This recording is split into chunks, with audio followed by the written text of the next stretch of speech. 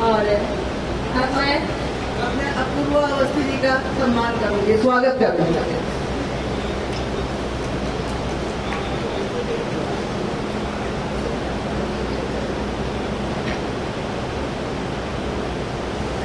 और लोक मंगल समूह की सभी सदस्यों को मैं बुलाना चाहती हूँ कि आपका भी मंजू जी सम्मान करेंगी। आप लोग भी कृपया मंच पर आ जाएं और सम्मान ग्रहण करें। लखनऊ में ही रच बस गई है और यहाँ पर अपनी सेवाएं दे रही हैं। स्मिता तिवारी जी कानपुर से हैं, जब से लखनऊ है तो लखनऊ भाग गया है और लोक मंगल समूह द्वारा लोक गीतों का संरक्षण कर रही है और ये नृत्य भी बहुत सुंदर करती हैं। सोनम शुक्ला जी करामत हुसैन कॉलेज में फिजिक्स की टीचर होते हुए संगीत में रुचि रखती हैं और लोकगीत गाती हैं और बहुत ही सुंदर इनके गीत हैं। और पूनम त्रिपाठी जी हैं, आप ढोलक पे जब थाप लगाती हैं तो हम लोगों के स्वर अपने आप ही बज उठते हैं। पूनम त्रिपाठी।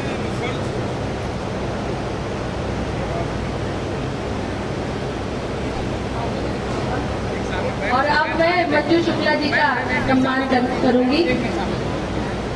एक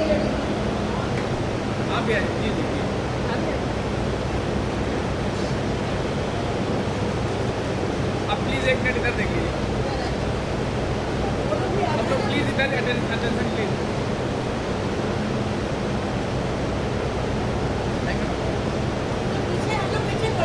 हम लोग पीछे आ जाए। एक फोटो बनाए।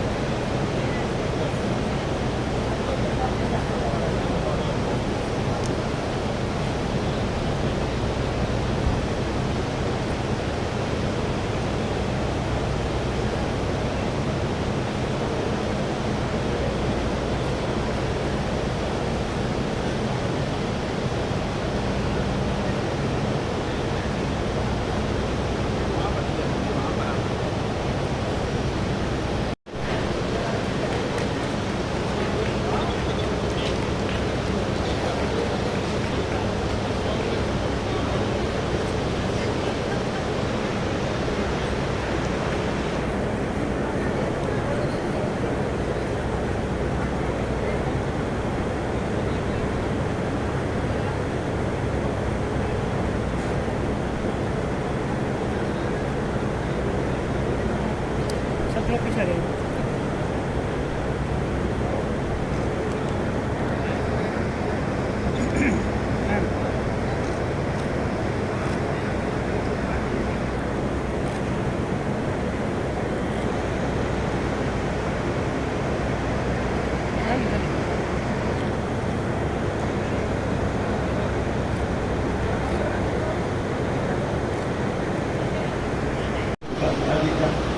गौतम वर्षे जी का, लेखक मधु शुक्ला जी का, भाई विजय त्रिपाठी जी का और यहाँ सभागार में उपस्थित सभी साहित्य प्रेमियों का स्वागत करता हूँ, वंदन करता हूँ, अभिनंदन करता हूँ। दोस्तों, संसार में हर कालखंड में कई घटनाएं होती रहती हैं, कुछ सकारात्मक, कुछ नकारात्मक। कुछ सकारात्मक घटनाएं ऐसी होती हैं जिससे मनुष्य की सुख एवं समृद्धि में वृद्धि होती है। इसके विपरीत कुछ घटनाएं दुर्भाषक ऐसी होती है कि पूरी मानवता संकट में पड़ जाती है।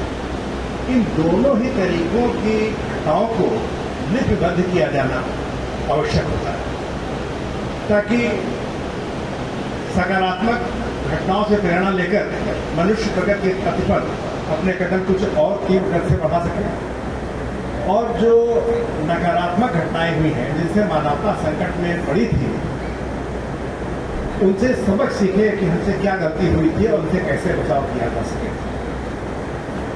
इस लिपिबद्धकरण को ही शायद इतिहास कहते हैं और ये कार्य इतिहासकार करता है, लेकिन इस जिम्मेदारी को एक कहानीकार भी बहुत सफलतापूर्वक निभा सकता है।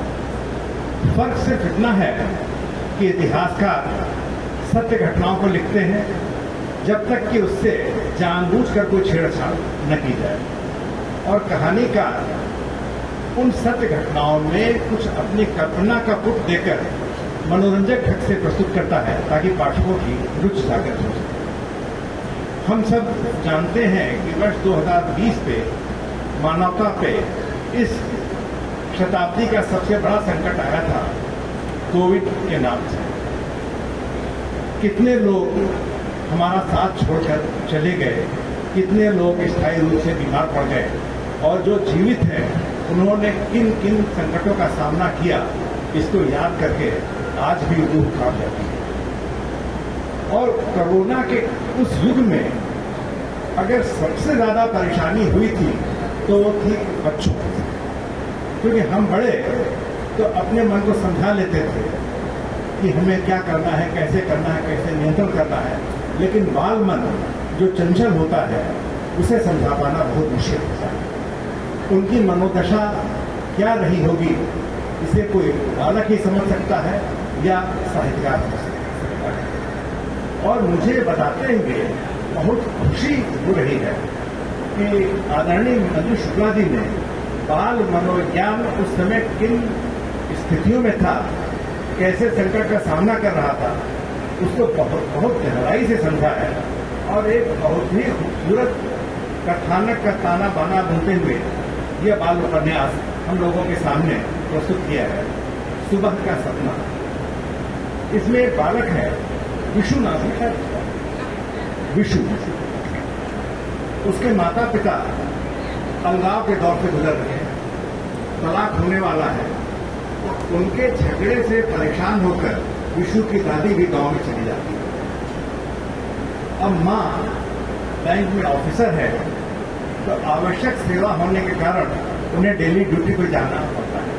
पिता उसी शहर में अलग रह रहे हैं। ऐसे में विशु घर पे अकेला है और उस समय ऑनलाइन चीजों की बस शुरुआत ही हुई थी, हम लोग यूज नहीं थे। तो विशु का जो अकेलापन है, उसका द्वंद्व है, किस तरीके से वो समय काटता है, इस सबका बहुत ही स्वाभाविक और जीवन चित्रण आपने किया है, क्योंकि वो दृश्य आंखों के सामने जीवंत हो जाते हैं। तो एक तरफ तो विशु अपने अकेलेपन से लड़ रहा होता है, दूसरी तरफ एक बहुत महत्वपूर्ण जिम्मेदारी निभा रहा होता है। फोन पे अपने माता पिता से अलग अलग बात करता रहता है और कोशिश करता है कि किस तरीके से माता और पिता दोबारा एक बार एक साथ आ सके, वो बिखरा हुआ परिवार पुनः एक बार जुड़ सके। शहरी क्षेत्र की समस्याओं के साथ साथ मंजू शुक्ला जी ने इसमें ग्रामीण जीवन का भी बहुत अच्छा चित्रण किया। आज तो शायद अपने देश में प्रधानमंत्री जी ने एक भाषण में बताया था कि शायद 90 करोड़ से ज्यादा स्मार्टफोन है, यानी कहा जा सकता है लगभग सभी लोग जो मोबाइल को ऑपरेट करने वाले एज ग्रुप के हैं। लेकिन 5 साल पहले याद कीजिए, स्मार्टफोन बहुत सीमित होते थे और ये नॉर्मल वाले फोन होते थे। ऐसे में विशु की दादी गांव में है, तो कैसे बात करें? तो वहां पे एक चरित्र आपने जोड़ा, प्रधानी जी। दादी उसके पास जाती है, वहां से वीडियो कॉल करती है, वहां से फोटो से बात करती है और माता पिता का हालचाल लेती रहती है। इस कहानी में, बल्कि इस उपन्यास में सबसे मार्मिक मोड़ तब आता है जब विशु की मां को कोरोना हो जाता है, क्योंकि डेली बैंक जाती है, कई लोगों से संपर्क करना पड़ता है। और ये खबर जब विशु के पिता को मिलती है, तो हालांकि वे अलग रह रहे थे, लेकिन उनसे रहा नहीं जाता। वो अपनी पत्नी की सेवा करने के लिए आना चाहते हैं, लेकिन विधि का विधान कहें या उस समय की मजबूरियां कहें, उनकी गाड़ी को वहां तक आने का पास नहीं मिल पाता है, वो बेबस होकर रह जाते हैं। ऐसे में किस तरीके से विशु की मां अपनी रक्षा करती है और बेटे की देखभाल करती है, ये सब पढ़ने लायक है। और अंततः इस कोरोना के ही बहाने से ही वो पूरा परिवार एक हो जाता है, पति एक हो जाते हैं और दादी भी गांव से वापस आ जाती है। तो एक दारुण दृश्य का, करुणा का मार्मिक तरीके से प्रस्तुत करते हुए आपने एक सुखांत अंत किया है। और मैं समझता हूँ कि प्रौढ़ व्यक्तियों के साथ साथ छोटे बच्चों को भी इस किताब को जरूर पढ़ना चाहिए, ताकि वो जान सकें कि उस समय मानवता पे कैसा संकट आया था और उसका सामना कैसे किया गया है। इस विषय पे बहुत सी कहानियां आई हैं, लेकिन मंजू शुक्ला जी के इस उपन्यास का एक विशेष स्थान है। सृजन के लिए आपको कोट कोट धन्यवाद देता हूँ और आप सबसे अनुरोध करता हूँ इस पुस्तक को जरूर पढ़ें और माँ सरस्वती से प्रार्थना करता हूँ कि मंजू शुक्ला जी की लेखनी को ऊर्जा प्रदान करें, ताकि वो निरंतर इसी तरीके के उत्कृष्ट साहित्य का सृजन करते रहें। बहुत बहुत धन्यवाद। बहुत ही आज यह गौरव का क्षण है। अब अंग वस्त्र से मैं अपना स्वागत। एक चलता फिरता शब्दकोश प्रोफेसर उषा सिन्हा मैम हमारे और छोटे से उपहार के द्वारा सामने देखिए, मैम साथ में जाइए। आप जानते हैं आकाशवाणी से, लेकिन अब उन्होंने एक नई कथानक संस्था के द्वारा नई राम कहानी की जो प्रस्तुति की है वो लोगों के द्वारा बहुत सराही गई है। और नूतन वशिष्ठ जी को मंजूषा परिषद के द्वारा मानस मंजूषा सम्मान प्रदान किया जा रहा है। मैम सामने देखिए।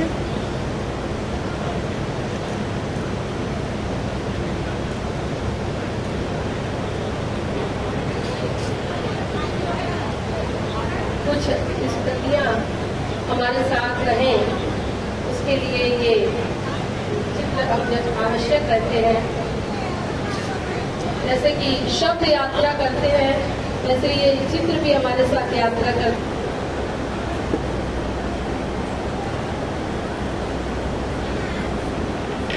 सभी श्रोता हमारे इस सम्मान कार्यक्रम के अभिन्न अंग बन सके, इसलिए मैं ये मान पत्र जो हमने आज दिया है उसका वाचन करूँगी। मंजूषा परिषद सामाजिक साहित्यिक संस्था द्वारा डॉक्टर सरला शुक्ल स्मृति सम्मान 2025 विस्तारित अभिव्यक्ति की संवेदना, भावभूमि की सुंदरता, वैचारिक सार्थकता और शब्द शिल्प जिनके लेखन को सत्यम शिवम सुंदरम का पर्याय बनाते हैं, सामाजिक चिंतन, युग बोध, सरल स्वभाव एवं सेवा भाव जिनकी स्वभावगत मनुष्यता है, ऐसी जानी मानी शिक्षाविद, समालोचक, साहित्यकार डॉक्टर उषा सिन्हा को उनकी राष्ट्रीय भावना, हिंदी प्रेम एवं साहित्य साधना के लिए हम देते हैं डॉक्टर सरला शुक्ल स्मृति सम्मान से अलंकृत कर हम स्वयं को धन्य अनुभव करते हैं। डॉक्टर मंजू शुक्ल साहित्यकार अध्यक्ष, डॉक्टर ओम प्रकाश शुक्ला वरिष्ठ हृदय रोगी शिक्षक संरक्षक। कुछ कहा गया वो सब सच है डॉक्टर उषा सिन्हा जी के व्यक्तित्व के संदर्भ में। अब मैं पढ़ूंगी नूतन वशिष्ठ जी का मानपत्र जो उनको मानस मंजूषा सम्मान दिया गया। इसके ऊपर राम दरबार है और लिखा है, तरही न बिन से मम स्वामी राम नमामि नमामि नमामि। मंजूषा परिषद सामाजिक साहित्यिक संस्था द्वारा श्रीमती नूतन वशिष्ठ को मानस मंजूषा सम्मान 2025 से अलंकृत कर हम स्वयं को धन्य अनुभव करते हैं। आपका कृतित्व विश्वात्मा स्वरूप श्री राम जी के श्री चरणों में पूर्णतः समर्पित है। श्री राम के पावन चरित्र को जनमानस में लोकप्रिय किए जाने का आपका प्रयास सराहनीय है। मंजूषा परिषद आपके उज्जवल भविष्य की कामना करती है। डॉक्टर मंजू शुक्ल और इस तरफ जो सबसे प्रमुख हैं डॉक्टर ओम प्रकाश शुक्ला वरिष्ठ हृदय रोग विशेषज्ञ। धन्यवाद। आज पुस्तक महोत्सव का जो ये इस सत्र में जो मंजू दीदी ने सम्मानित किया, ये उनका बहुत बड़प्पन है। और वैसे मंजू शुक्ला दी हमारी गुरु बहन है। सरला दीदी ने हमको एमए में पढ़ाया और उसी समय उषा दीदी ने भी हमको पढ़ाया, भाषा विज्ञान पढ़ाती थी एमए में। और संजीव जी कथा रंग के तो इतना उन्होंने उन्होंने साथ दिया है उसके लिए उनका क्या ही धन्यवाद हो। बहुत बहुत धन्यवाद उनका। और आप क्या बोलें? तो आज का ये इसमें इन्होंने जो हमें सम्मानित किया, मुझे लगता है कि कुछ कुछ तो जिंदगी में करते रहना चाहिए। नौकरी करें, ठीक है, पढ़ाई करी, नौकरी के बाद रिटायर भी हो गए, प्रोग्राम किए, बहुत सारे किए, लेकिन जब एक वक्त आता है जब आप रिटायर हो जाते हैं तो आपके पास समय होता है। उस समय आपके मन में ये बात आती है कि हमने जो कुछ भी अभी तक समाज से लिया है तो हमें समाज को उसको पे बैक करना चाहिए, समाज को वापस देना चाहिए। और फिर आपकी सक्रियता बनी रहती है। तो कहानियों के माध्यम से हमने कोशिश करी कि हम अपने युवाओं को, जो गृहिणियां घर में हैं, जो अब तक नहीं निकली हैं, उन लोगों को बाहर निकाले और बच्चों के प्रति, बच्चों को और युवाओं को अपने साहित्य के प्रति जागरूक करें। और इसी श्रृंखला में हम लोगों ने सोचा कि कैसे किया जाए, तो ये किया तुम्हें कहानियों के माध्यम से करो, इससे बड़ी क्या बात हो सकती है, इससे अच्छा कौन सा माध्यम हो सकता है। तो कहानियों के माध्यम से हम लोगों ने एक बच्चों को जोड़ने की कोशिश करी। आज लगभग 70-80 युवा कथा रंग के साथ जुड़े हैं और हमारे कथा रंग के मंच से 5 साल से लेकर 70 साल तक के लोग जो है वो कहानियां पढ़ रहे हैं। ये हम लोगों को लगता है कि ये हमारे लिए एक अचीवमेंट है। जो महिलाएं घर से कभी नहीं निकली थी वो लोग कथा रंग के साथ जुड़ी और आज मंच पे कहानियां पढ़ रही हैं, तो ये एक उपलब्धि हमको लगती है। तो छोटे छोटे कदम लेकर हम लोग ये साहित्य जागृति जो लोगों के बीच में फैलाने की कोशिश कर रहे हैं, बस कोशिश ही कर रहे हैं। हम ये नहीं कहेंगे कि हमने बहुत बड़ा कोई तीर मारा है, नहीं, बिल्कुल नहीं, लेकिन ये है कि हाँ कुछ कर रहे हैं, छोटे छोटे कदम हैं। और जिनको मंजू दीदी, उषा दीदी, संजीव जी और बहुत सारे लोग हैं यहाँ पे, अभी सुषमा दीदी भी हमारी सीनियर थी रेडियो में, और शारदा दीदी थी, इन लोगों ने जो है उसको जो है रिकॉग्नाइज किया, उसको सराहा। यही कथा रंग की एक बहुत बड़ी उपलब्धि है। मंजू दी से मेरी मुलाकात तो रेडियो में जब रिकॉर्डिंग के लिए आती थी तब हुई, तभी से हमारा उनका परिचय हुआ। उषा दीदी से तो अपने जब हम पढ़ते थे, छात्र थे, हम तो उनके स्टूडेंट हैं, तो उसमें हमने उनके साथ में हमारा संपर्क रहा।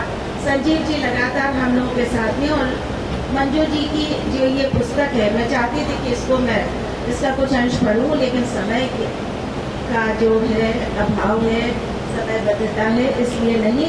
लेकिन मंजू जी आपको बहुत बहुत शुभकामनाएं आपके बाल उपन्यास के लिए, और जल्दी हम कथा रंग के माध्यम से इसको पढ़ने की पूरी कोशिश करें। यहाँ उपस्थित विद्वत डॉक्टर मंजू शुक्ला और मंजूषा परिषद के प्रति मैं सादर आभार व्यक्त करती हूँ।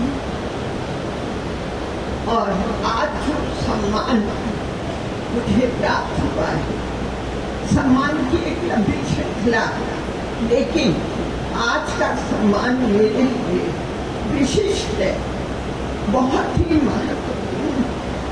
और बल्कि मैं कहूँगी कि आज मेरे जीवन का अत्यंत सुखद दिवस, एक ऐसा पृष्ठ मेरे सम्मान में संबद्ध हुआ है जिसे मैं आज हृदय तल से प्रणाम करती हूँ। आदरणीय सरला शुक्ला दीदी को और मंजू जी को मैं नमन करती हूँ।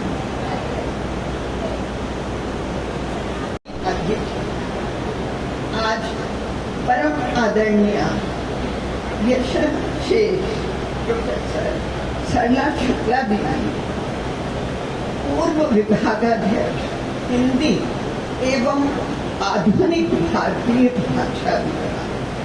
प्रायः आजकल क्या होता है, लोग हिंदी एवं भाषा विभाग है, लेकिन इसका पूरा नाम यही है, हिंदी एवं आधुनिक भारतीय भाषा विभाग। और मेरा विभाग केवल भाषा विभाग नहीं है, बल्कि भाषा विज्ञान विभाग। मैं आदरणीय दीदी को कभी विस्मृत नहीं कर सकती। उनकी अनेक स्वर्णिम स्मृतियां मेरी अमूल्य धरोहर। उनके विषय में कुछ और कहूं उसके पहले मैं डॉक्टर मंजू शुक्ला को आज उनका बच्चों के लिए लिखा हुआ उपन्यास है, उसका लोकार्पण हुआ है और मैं उसके लिए उनको विशेष रूप से और आप सबकी ओर से बधाई देती हूँ। और मैं चाहती हूँ कि ये बाल उपन्यास बच्चों तक पहुँचे, बच्चे पढ़ें इसको, क्योंकि उन्हीं के लिए लिखा गया है। बड़े तो पढ़ेंगे ही, लेकिन बच्चे जब पढ़ेंगे और इसका आनंद उठाएंगे तभी इस उपन्यास की सार्थकता। अन्यथा अलमारी में बंद हो जाते हैं कविताएं भी, कहानियां भी। लेकिन ये हम लोगों का प्रयास होना चाहिए कि बच्चे, उनके लिए जो कुछ भी लिखा जा रहा है वो पढ़ें। जहाँ तक सरला दीदी की बात है, तो मैंने उनको बहुत निकट से देखा। अत्यंत कर्मठ, सौम्य, सुदर्शन व्यक्ति, दया, प्रेम, विनम्रता की प्रतिमूर्ति और विद्यावाणी की अमूल्य सारिका, ज्ञान का अथाह सागर। उन्हें देखते ही कुछ पंक्तियां मुझे पहले भी याद आती थी और आज मैं उसका वाचन अवश्य करूंगी। तुम जैसा सिद्ध पौरुष सात्विक पल भर देती हो, उठता निर्भीक हृदय, पाद दृष्टि स्पर्श स्मृति। मैं भाग्यशाली हूँ कि जब मेरी भाषा विज्ञान विभाग में नियुक्ति हुई तो उस दिवस से निरंतर दीदी का आशीर्वाद मुझे मिलता और उसका पीछे एक कारण और भी था कि भाषा विज्ञान विभाग हिंदी विभाग के बिल्कुल समीप था, बल्कि जुड़ा हुआ था। और इसी कारण ये सौभाग्य शायद मुझे आरंभ से मिला। दीदी का व्यावहारिक और शैक्षिक मार्गदर्शन मेरा संबल बना। मुझे बात करने में संकोच होता था कि मैं इतनी महान प्रोफेसर, उनसे कैसे बात करूं, लेकिन दीदी की आत्मीयता, स्नेहिल व्यवहार, इस सब के वजह से मेरे वाणी के द्वार खुलते चले गए। मैं दीदी के आवास पर भी जाती थी, उनका प्रेम पूर्ण आते थे, मैं कभी नहीं भूली। न जाने कितनी अंतरंग बातें होती थी, विभाग के विषय में भी, लोगों के विषय में भी और साहित्यिक कार्यक्रमों के विषय में भी। और वो ये जानती थी कि ये बातें केवल मेरे तक सीमित नहीं।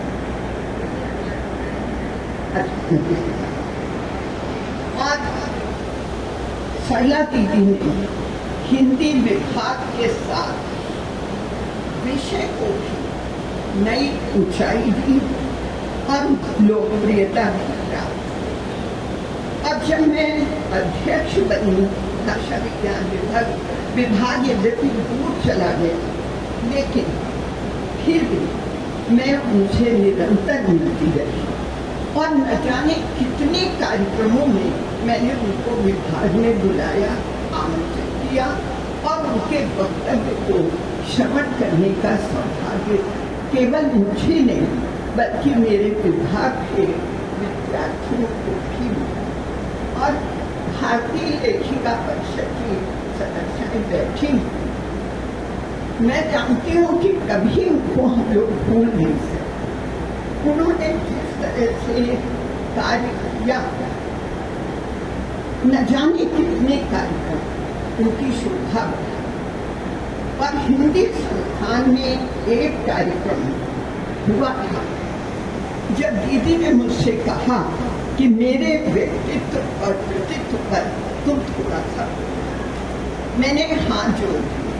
दीदी ने कहा कि तुम डॉक्टर रमा सिंह शिवानी जी पर बोल सकते हो, योगेश प्रवीण जी की पीली कोठी पर तुमने लिखा है, तो क्या मुझ पर तुम बोल नहीं सकती?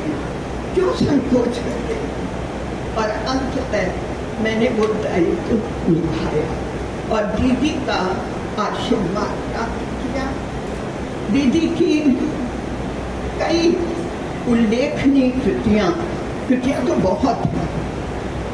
सरला सही अगर आपने न पढ़ी हो तो मंजू जी से लेकर बहुत सुंदर विविध विषयों से संबंधित बहुत सी किताबें, मतलब मैं अपने को सौभाग्यशाली समझती हूँ कि मैं जहाँ जहाँ जिन विश्वविद्यालयों में गई वहाँ की पुस्तकालय में मैंने दीदी की वो पुस्तकें अपने हाथों से सजाई। और उसके बाद फोन भी मेरे पास आए कि आपने दीदी का नाम लेकर के लोगों ने कितनी बातें बताई कि आपने बहुत अच्छी पुस्तकें यहाँ पर सुझाई। हाँ, एक बात अवश्य है कि मैं अमेरिका जा रही थी और एक दिन पहले दीदी का फोन आया और उन्होंने कहा कि भाई तुम कब आ रही हो मिलने? मैंने कहा दीदी मैं प्रयास करूंगी कि आपसे मिल करके ही जाऊं, लेकिन सब कुछ ऊपर वाले पर मैं नहीं जा पाई और उनके अंतिम दर्शन भी मैं नहीं कर पाई क्योंकि यहाँ नहीं थी। लेकिन दीदी का आशीर्वाद सदैव मेरे साथ रहा। मेरे बच्चों को भी उन्होंने लगातार आशीर्वाद दिए। और एक और बात मैं कहना चाहूँगी कि प्रायः अन्य संस्थाएं मुझसे कहती थी कि दीदी को लेकर आओ कार्य। न जाने कितनी संस्थाओं में मैं दीदी को लेकर गई हूँ और उनका जो वक्तव्य था आज भी लोग याद करते। मैं एक बात और कहना चाहूँगी कि परम स्नेही सरला दीदी के अनमोल विलक्षण व्यक्तित्व और कृतित्व को मैं सादर ग्रहण करती हूँ और मैं यही कहूँगी, गीत का नमन तुम्हें है, छंद का नमन, फूल का नमन तुम्हें है, गंध का तुम्हें। और उन्हीं की प्रेरणा से मैं कविता नहीं लिखती थी, कहानियाँ लिखती थी लेकिन कविता नहीं लिखती। पर उन्होंने कई बार मुझसे कहा कि उषा अरे एक कविता तो लिख डालो। तो मैंने कहा मैं क्या लिखूं, मेरी समझ में नहीं आता। तो खैर उन्होंने जो प्रेरणा दी तो मैंने 2 कविताएं लिखी। आज मैं केवल एक कविता बात करती। अक्षर ब्रह्म में संचित ज्ञान और शब्द विलास की कविता। कवि की अपनी सृष्टि लला और भावों का स्पर्श है कविता। संवेगों से उत्पन्न अनुभूतियों का स्वाभाविक प्रवाह है कविता। मन के अंतर और वैचारिक संघर्ष की अनुभूति है कविता। चिंतन मनन की गहराई और सामाजिक संस्कारों से जुड़ाव है कविता। मधुर मनोहर गान और लक्ष्य हेतु संधान देवता, स्वर्णिम एक विमान देवता, समझो तो भगवान देवता। दीदी को मैं पुनः प्रणाम करती हूँ कि स्मृतियाँ हमेशा मेरी धरोहर रहेंगी। कहने को तो इतना कुछ कि शायद 1 घंटे बात करें तभी समाप्त न होगा।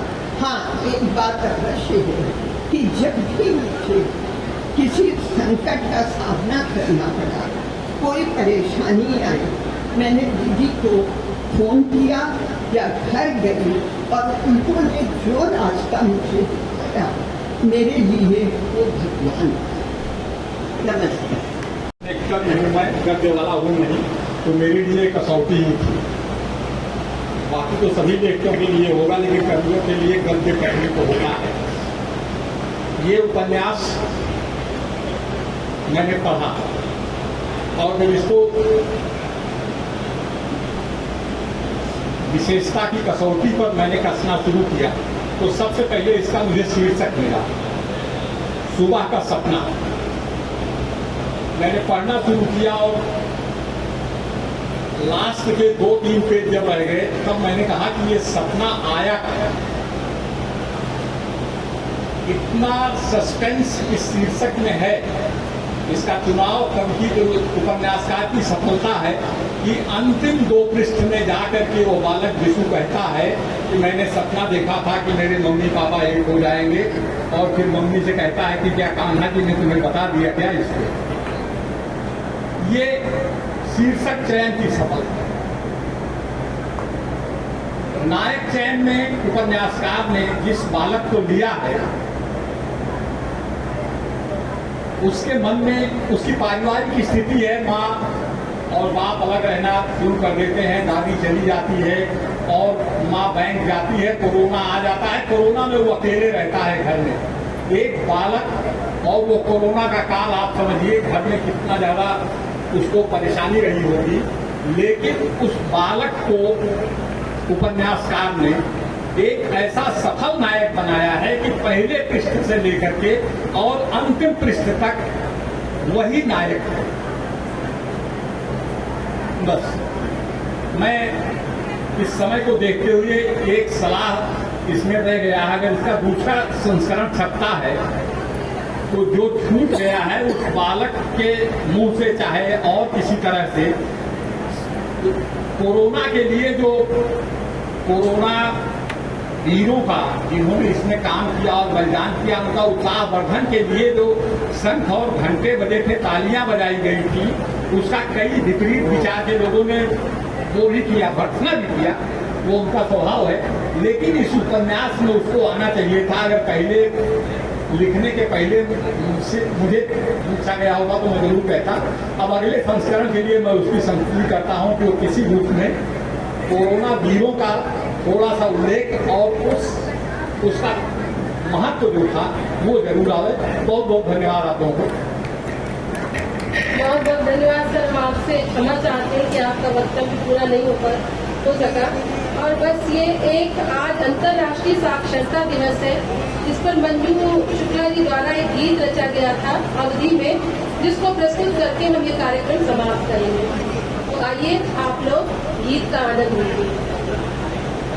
मोर बलम मन बसिया दी हम काजी तबिया पढ़ाए हो ना, मोर बलम मन बसिया दी हम काजी तबिया पढ़ाए हो ना, कि तबिया पढ़ाई दो, कि तबिया पढ़ाई दो, मोर बलम मन बसिया दी हम काजी तबिया पढ़ाए हो ना, पढ़ लिख के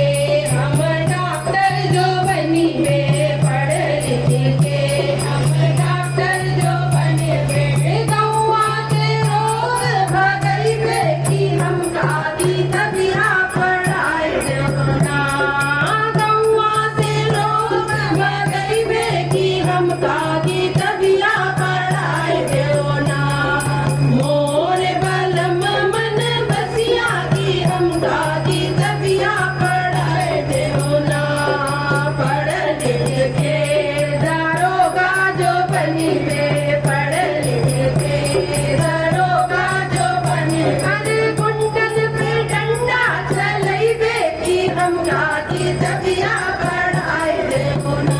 अरे कुंडल पे डंडा चलैबे की हमका की तबिया बढ़ाए देवो ना। सो मोर बलम मन बसिया की हमका की तबिया बढ़ाए देवो ना।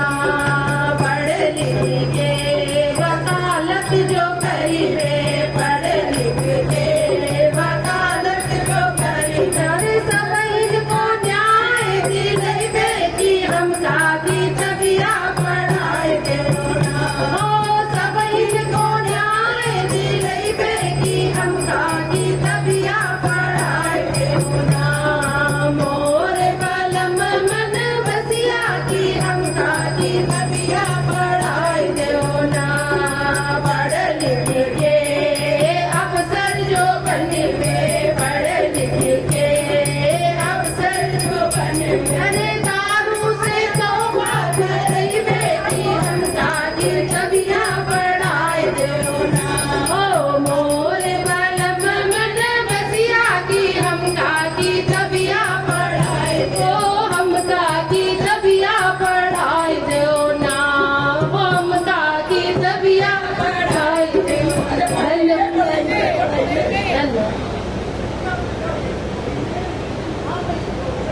धन्यवाद।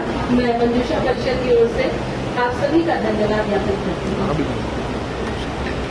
और जो हमसे अब कार्यक्रम के लिए आ रहे हैं उनका भी धन्यवाद करती हूँ कि उन्होंने ये 15 मिनट सहे। हालांकि हमको भी मंच देर से मिला था, फिर भी समय का 10 मिनट का अतिक्रमण तो है ही है। बहुत बहुत धन्यवाद जो आप यहाँ रुके, और वो भी जो अगले कार्यक्रम के लिए उपस्थित है उनका भी बहुत धन्यवाद।